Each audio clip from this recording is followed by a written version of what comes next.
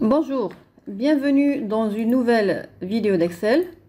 Comme promis, aujourd'hui, on va voir la deuxième partie de la fonction si et précisément les si imbriqués. Comme toujours, si vous n'êtes pas encore déjà abonné, n'oubliez pas de vous inscrire, de cliquer sur s'abonner et sur la petite cloche pour recevoir automatiquement toutes nos nouvelles vidéos. Donc on revient au si imbriqué, on va prendre l'exemple suivant. C'est toujours le fameux tableau du chiffre d'affaires par commercial. Cette fois-ci, la commission à calculer sera calculée de la manière suivante. Donc, si le chiffre d'affaires est supérieur à 120 000 dirhams, le commercial aura une commission de 3%.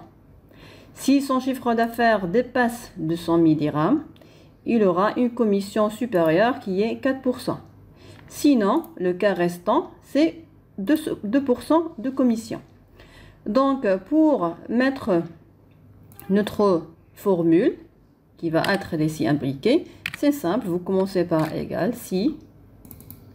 Donc, le premier test logique à mettre, c'est quoi?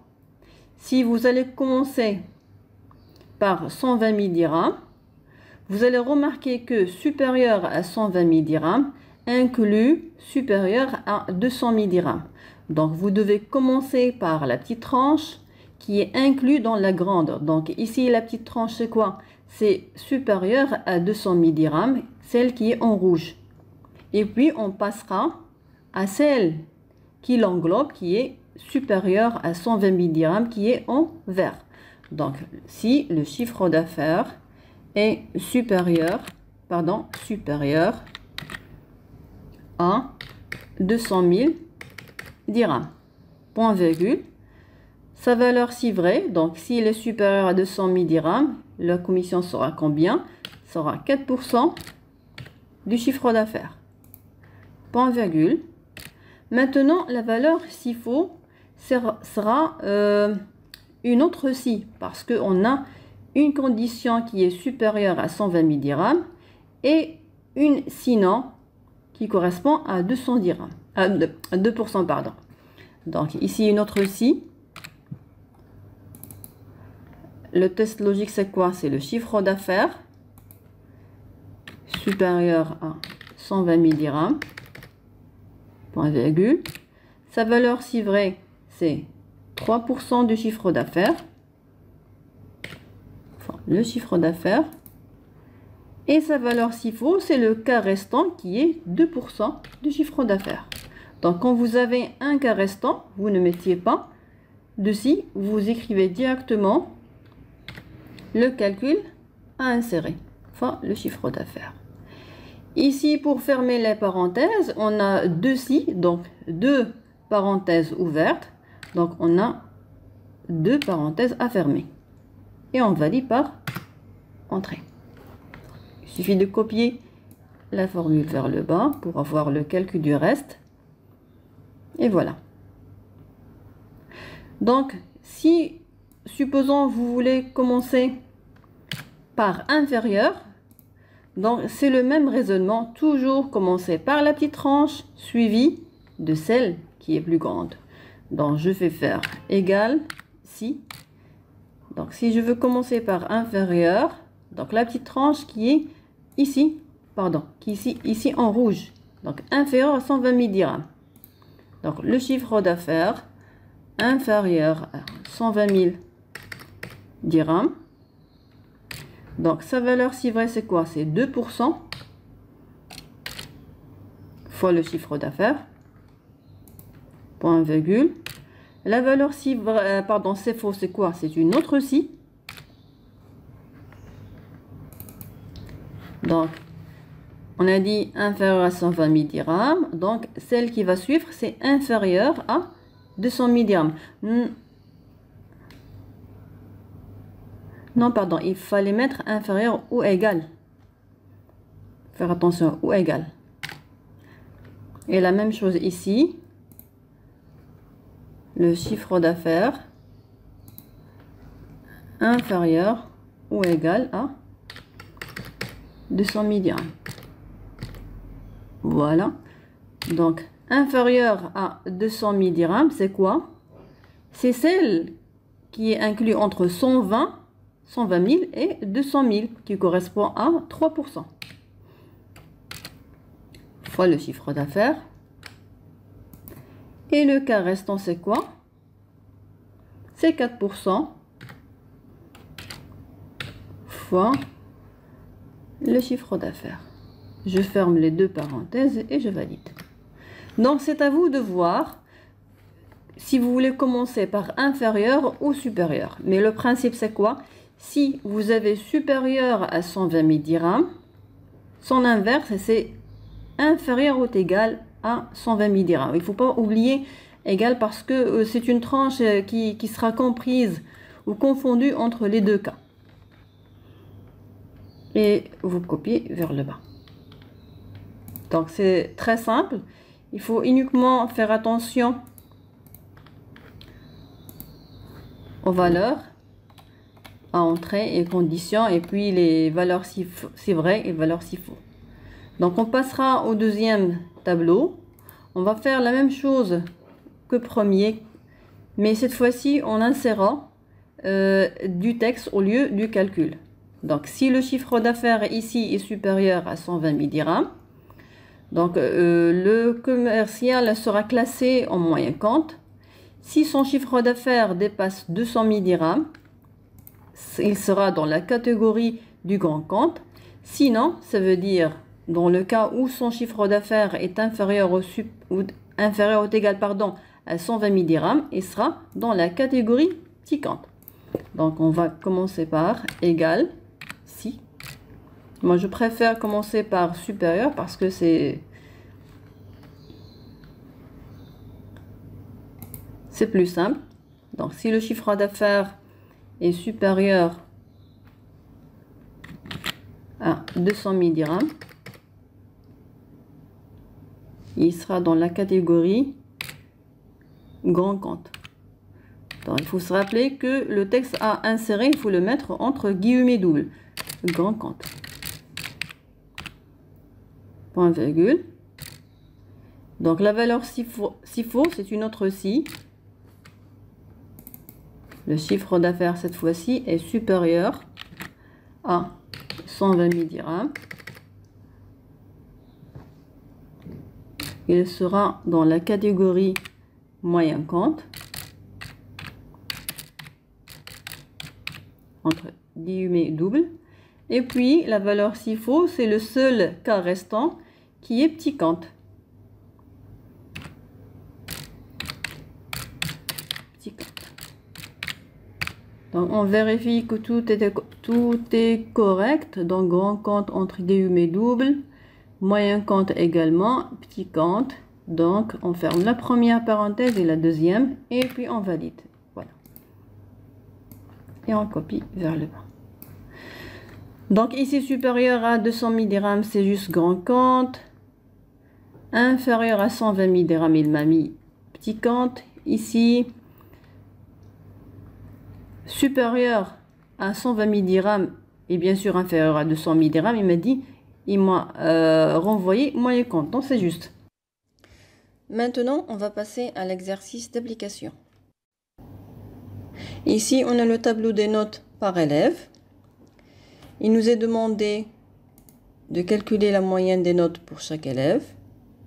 Puis, la moyenne, s'il est inférieur à 10, le résultat affiché est recalé.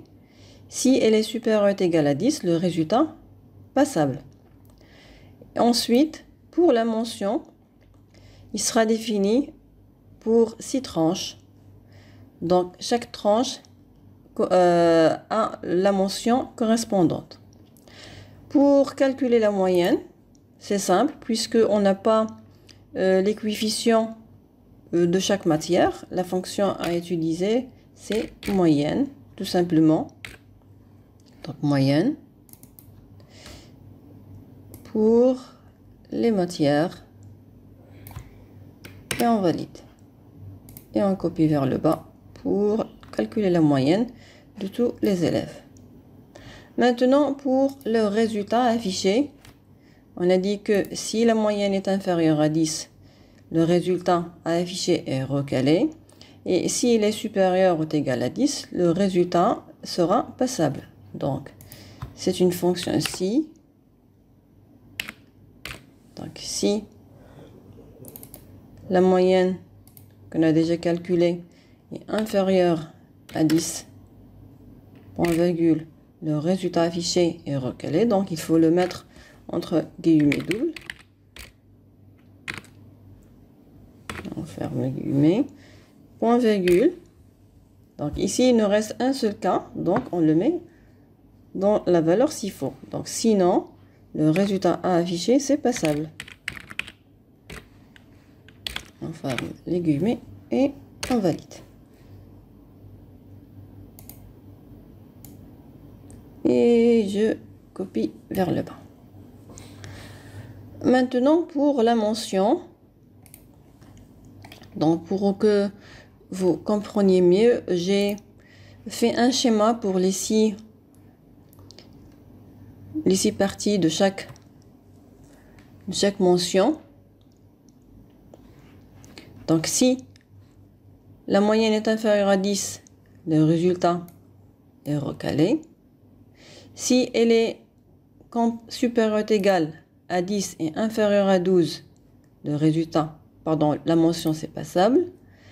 Si elle est supérieure ou égale à 12 et inférieure à 14, la mention, c'est à bien. Si elle est supérieure ou égale à 14 et inférieure à 16, on a bien pour la mention. Puis, si elle est supérieure ou égale à 16 et inférieure à 18, très bien pour la mention. Et dernièrement, pour les élèves brillants, si elle est supérieure ou égale à 18, on a la mention excellent. Donc, j'ai représenté ces 6 parties par ce schéma. Donc, ici, inférieur à 10, inférieur à 12, parce que ici, on va la représenter par inférieur à 10.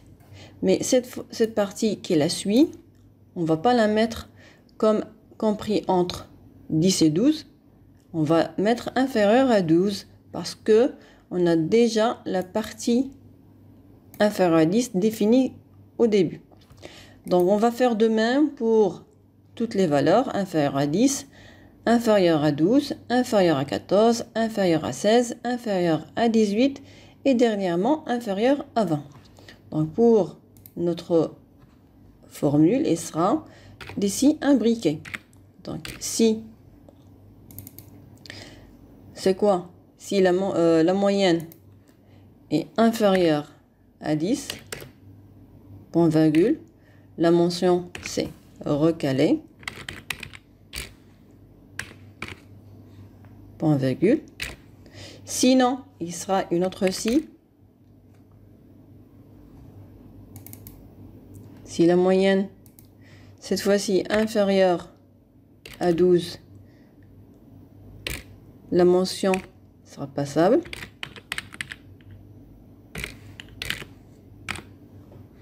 Point virgule.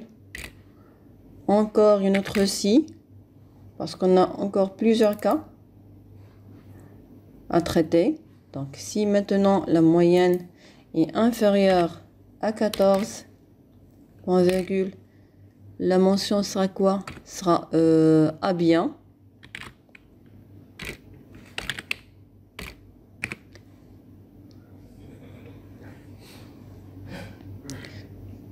Point virgule.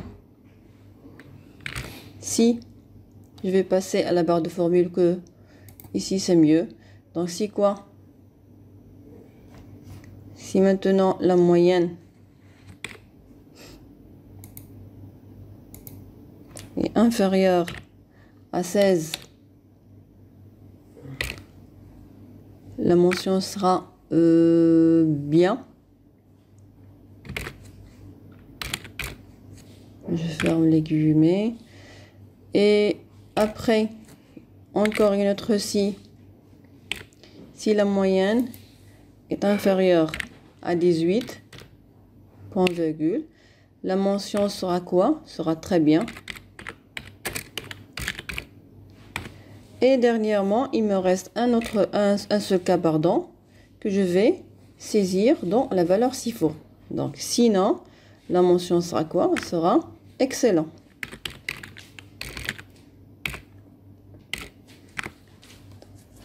Voilà. Mais maintenant, ce qu'il faut faire attention au nombre de si ouverts, pardon, au nombre de parenthèses ouvertes. On a 1, 2, 3, 4 et 5. Donc, je dois avoir 5 parenthèses à fermer. 1, 2, 3, 4 et 5. Et je valide. Voilà. Ah bien. Donc, je vais afficher le détail des élèves pour pouvoir copier la mention,